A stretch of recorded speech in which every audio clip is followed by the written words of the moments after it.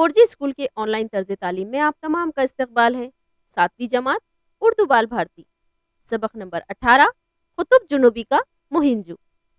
اس video کو شروع سے آخر تک پورا دیکھیے، اور اگر آپ نے ابھی تک ہمارے چینل 4G اسکول کو سبسکرائب نہیں کیا ہے تو اسے سبسکرائب کر دیں، بیل آئیکن کو آل پر پریس کریں گے تبھی آپ کو ہمارے ویڈیوز کی نوٹیفیکیشن حاصل ہوگی۔ تو چلیے اس کی شروعات کرتے ہیں۔ اس کے اگلے پارٹ میں اس کے سوال و جواب حل کریں گے ہم، جس کی لنک آپ کو ڈسکرپشن میں مل جائے گی۔ سبق نمبر 18 قطب جنوبی کا مہم جو۔ ادارہ کی جانب سے یہ سبق آپ کو درسی کتاب میں دیا گیا ہے۔ پہلی بات، آپ جغرافیہ میں قطب شمالی اور قطب جنوبی کے متعلق پڑھ چکے ہیں۔ کرۂ زمین کے محور کے یہ دونوں سرے بالترتیب شمال اور جنوب میں واقع ہیں۔ قطب جنوبی دنیا کے 7 بر اعظموں میں سب سے دور، غیر آباد اور برف سے ڈھکے ہوئے بر اعظم انٹارکٹیکا پر واقع ہے۔ اس کا رقبہ چین اور بھارت کے رقبے کے برابر ہے۔ یہاں سورج کی کرنیں نہیں پہنچتی، اس لیے سال کے 6 مہینے یہاں رات کا اندھیرا چھایا رہتا ہے۔ یہاں کی برفانی ندیوں کا برف ساری دنیا کے 90% برف کے برابر ہے۔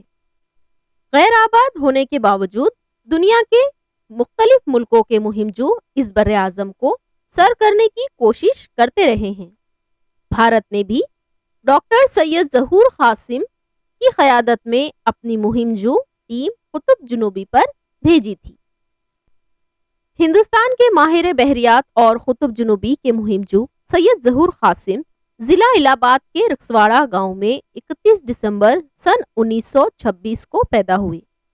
ان کے والد سید ضمیر قاسم یہاں کے زمیندار تھے۔ وہ کئی باغات کے مالک تھے۔ اردو فارسی میں شاعری بھی کرتے تھے۔ ظہور قاسم کی والدہ فاخرہ بیگم نہایت وفادار خاتون تھی۔ انہوں نے اپنے بچوں کی تربیت میں کوئی کسر نہیں چھوڑی اور انہیں اعلیٰ تعلیم دلوائی۔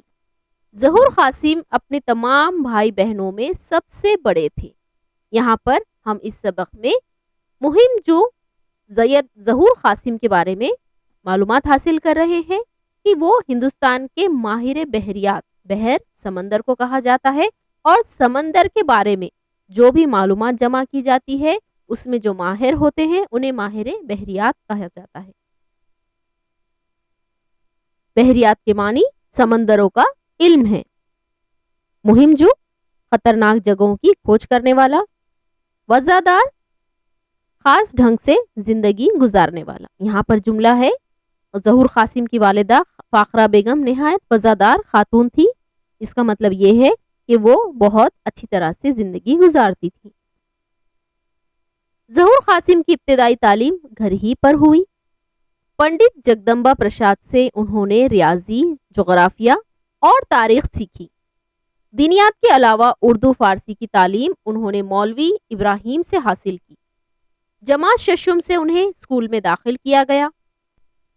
مجیدیہ اسلامیہ کالج سے میٹرک کے بعد گورنمنٹ کالج الہ آباد اور علی گڑھ مسلم یونیورسٹی سے انہوں نے سائنس میں گریجویٹ کی ڈگری حاصل کی۔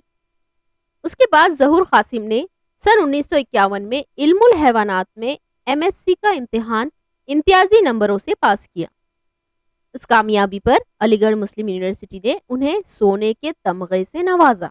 سونے کا تمغہ یعنی گولڈ میڈل، اور شعبہ علم الحیوانات میں لیکچرر کا عہدہ پیش کیا۔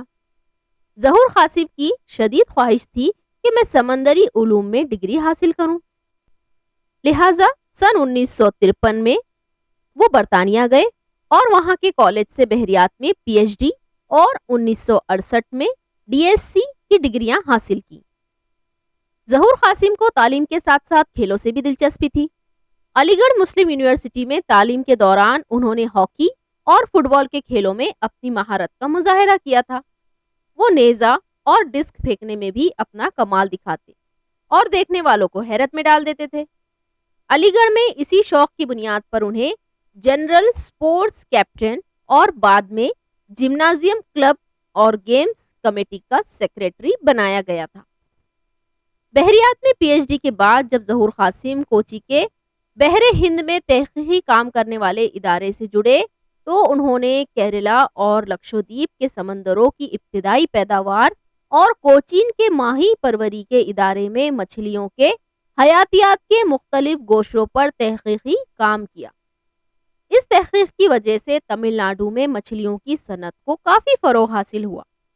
حکومت نے ان کی خدمات کے صلے میں ظہور قاسم کو سن 1974 میں پدم شری کے خطاب سے نوازا۔ وہ اگرچہ کئی سائنسی اداروں میں کام کرتے رہے، مگر جب انہوں نے گوا کے قومی ادارہ بحریات NIO نیشنل انسٹیٹیوٹ آف اوشینوگرافی کی ذمہ داریوں کو سنبھالا تو ان کا راز تعلق سمندری تحقیق سے ہو گیا۔ ان کے کاموں کی وجہ سے NIO ساری دنیا میں مشہور ہو گیا۔ یہاں ظہور قاسم نے 13 سمندری مہمات کے ذریعے بحر عرب اور بحر بنگال کی سمندری پیداوار کا پتہ لگایا اور کثیر دھاتی لچھوں کے ذخیرے دریافت کیے، جن کی مقدار اربوں ٹن تک پہنچتی ہے۔ ان لچھوں میں میگنیز، لوہا، تانبا، نکل اور کوبالٹ پایا جاتا ہے۔ قطب جنوبی کی مہم ہندوستان کی سائنسی ترقی کی تاریخ میں بڑی اہم مانی جاتی ہے۔ وزیر اعظم اندرا گاندھی کی شدید خواہش تھی کہ جاپان، فرانس، برطانیہ اور امریکہ کی طرح بھارت بھی قطب جنوبی کو سر کرے۔ حکومت نے اس مہم کی قیادت ظہور قاسم کے سپرد کی۔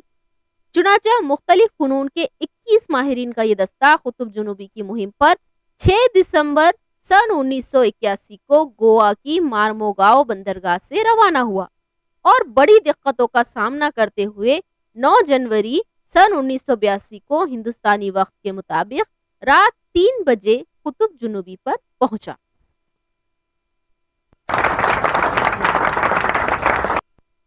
قطب جنوبی کی سمت ظہور قاسم کے دستے کا ابتدائی سفر تو آرام دہ تھا، مگر جب ان ماہرین کا جہاز گرجنے والا 40 اور غضبناک 50 کے قریب پہنچا تو دشواریاں بڑھ گئی۔ تیز و تند ہواؤں اور پہاڑ جیسی بلند سمندری لہروں میں جب ان کا جہاز ڈگمگا جاتا تو انہیں اپنی موت قریب نظر آتی۔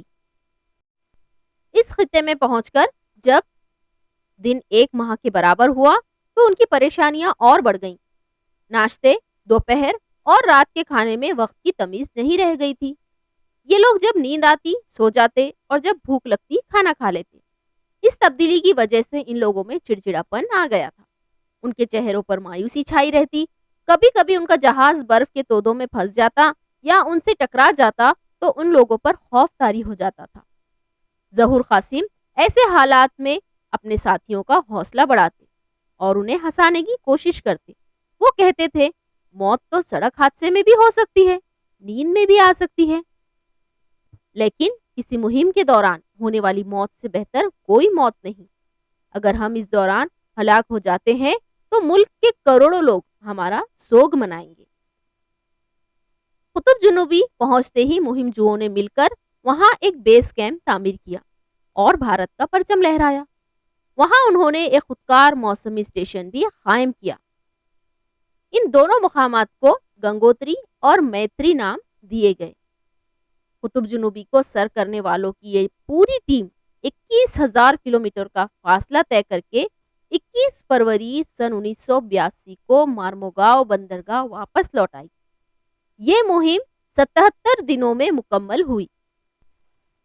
اس کی کامیابی پر ہمارے ڈاک کے محکمے نے 9 جنوری سن 1983 کو ایک یادگار ٹکٹ جاری کیا تھا۔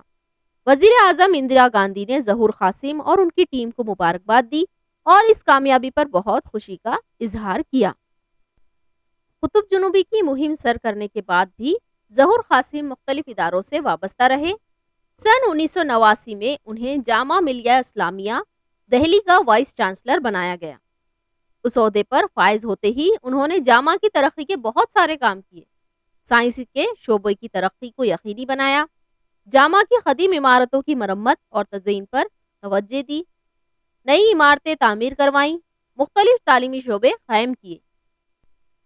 تعلیم کے ساتھ ساتھ کھیلوں کی طرف بھی انہوں نے خصوصی توجہ دی اور کرکٹ اور باسکٹ بال جیسے کھیلوں میں جامعہ کا نام روشن کرنے کے لیے کڑی محنت کی۔ دنیا بھر میں ان کی خدمات کو سراہا گیا۔ حکومت ہند نے انہیں پدم بھوشن کے خطاب سے بھی نوازا۔ تحقیق کے ساتھ انہوں نے تصنیف و تالیف پر بھی توجہ دی۔ 12 کتابیں اور 250 تحقیقی مقالات ان کا تصنیفی سرمایہ ہے۔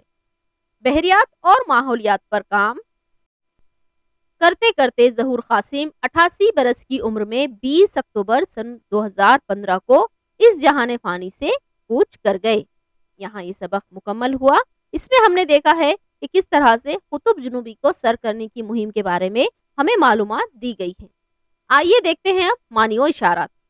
بحریات، سمندروں کا علم، مہم جو، خطرناک جگہوں کی کھوج کرنے والا، وزادار، خاص ڈھنگ سے زندگی گزارنے والا، جمنازیم، جسمانی ورزش کی تربیت، ماہی پروری، مچھلیوں کی پرورش، مچھلی پالن، NIO، نیشنل انسٹیٹیوٹ آف اوشنوگرافی یعنی قومی ادارہ بحریات، گرجنے والا چالیسا، 40 درجے جنوبی عرض البلد، غضبناک 50 درجے جنوبی عرض البلد۔